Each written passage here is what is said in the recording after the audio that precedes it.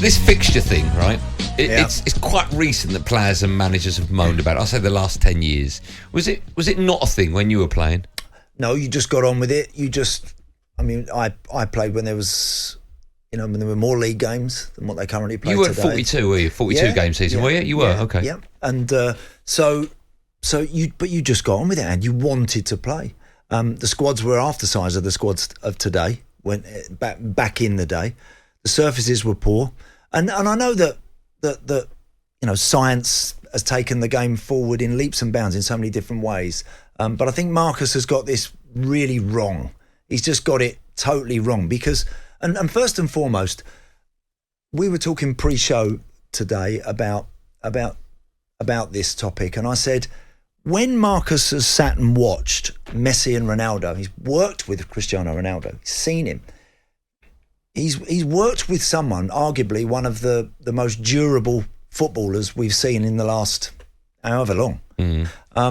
And he's been directly up against Messi, who's also been one of those guys that plays every minute of every game, more often than not every week. And they're the best. They score more goals than anyone else. They win more things than most. They earn more money than anybody else.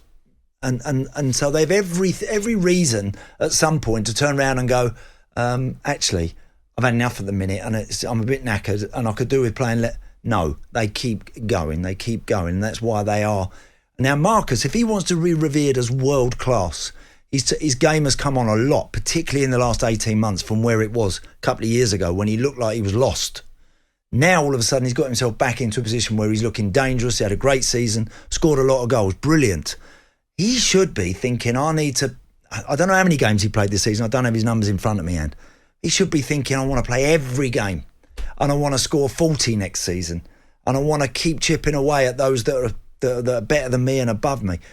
And I think he's totally misjudged this one when you turn around and say, no, we're playing too much and it's all getting a bit too much. Let's have a listen what he said. This is Marcus Rashford. Of course, he's been speaking ahead of his side's upcoming Euro 2024 qualifiers. It's live on talkSPORT, actually.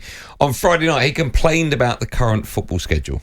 It's mad that we're playing, at club level, we're playing against teams that are playing one game a week and we're playing 3 games a week from November up until we got knocked out of Europa League. So it's difficult, but at the same time we're used to doing it, but I don't think it's right. Is he complaining more about the fact that he's got 3 times as many games as other clubs? As other people? Well, that's because he's successful, good, and that's because he's playing for a team that are competing for honours, and that it's the journey to success. Can you imagine if a month ago Pep would have heard Haaland or Grealish start saying, do you know what? This is daft, this is crazy, I can't do this and I'm not doing that and we shouldn't be doing this, we shouldn't be doing that. You can't let that thought, get into your head. Let me play devil's advocate here, right? Okay. Is there an argument to be had that if they don't play as many games, right, and they're not becoming exhausted, okay? I don't necessarily believe that it's a hard job they have, right? They're athletes, they're in their 20s, they should be able to play once or twice a week, without a doubt. Tennis players are on court 4 hours, they go back out the next day. But still, is there an argument to be had that if they only played once a week, we would see a better kind of footballer? No, because they'd be more fresh. No, I don't believe that's the case. I don't believe that's the case at all. Marcus Rashford is a striker, and when he's in amongst the goals, the last thing he would want, I'm sure, is to come out the firing line. Now, this season has been strange because of the World Cup, stuck right in the middle of it back in November. So this season's been an odd one for that reason. And I must admit, when the FA Cup final is June the 2nd, I think it was June the 2nd or June the 3rd this year, when you start when the FA Cup final is creeping into June, you know that it feels like it's all been going on a little bit too long. It does. And some of these internationals now are going to be really tough for some of the players to get through, because they know within less than probably 3 weeks, they're going to be coming back. Their coaches are going to be wanting to get them back, get them in with the group and get ready for another domestic campaign. So I understand. But you know what? You've got to just front it up and get through it. I don't think it does him any favours to be whinging about that. He is an emerging player still. He's not on a world... I don't see Marcus Rashford as a world-class striker. I don't see him there yet. He's shown that he's got the capabilities to perhaps be that. One of those criteria is you're going to have to play week in, week out, game in, game out, more often than not, as much as anybody else maybe in the club.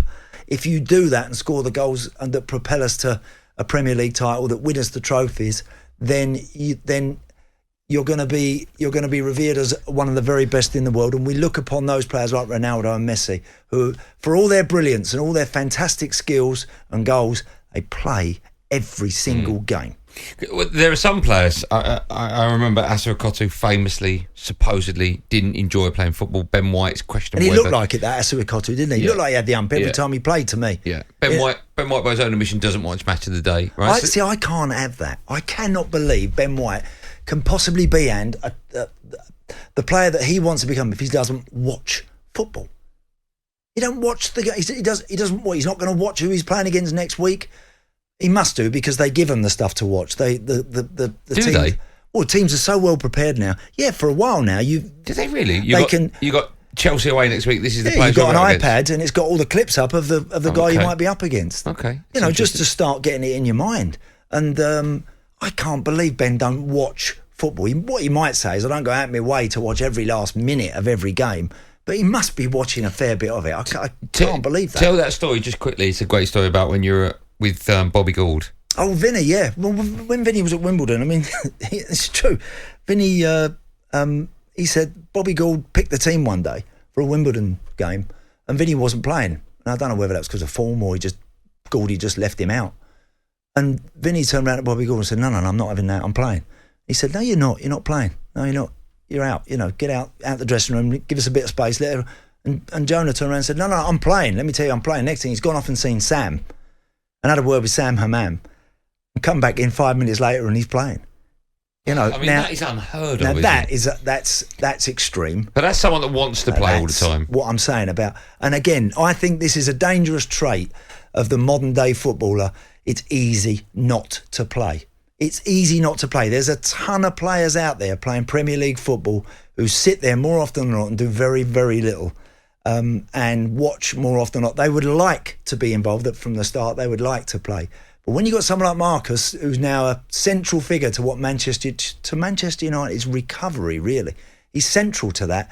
He should be pleading with those lads around him to play every week. I'm going to open the lines now and ask the listeners whether or not they feel sorry for footballers. 0371722. No one ever feels sorry for footballers. This is what I was going to ask. Do you think there's one person listening that can understand what Marcus Rashford and other players are talking about? Listen, we've all been knackered and we've all played and we've all been through spells where your body is telling you you've had enough, your brain is telling you you've had enough, and you've got to just try and keep going and get through it. But nobody ever feels sorry for footballers. Nobody feels sorry for footballers, and why should they? talkSPORT Drive with Andy Goldstein. Monday to Friday afternoon from 4 on AM, on DAB, via the talkSPORT app and on your smart speaker. talkSPORT.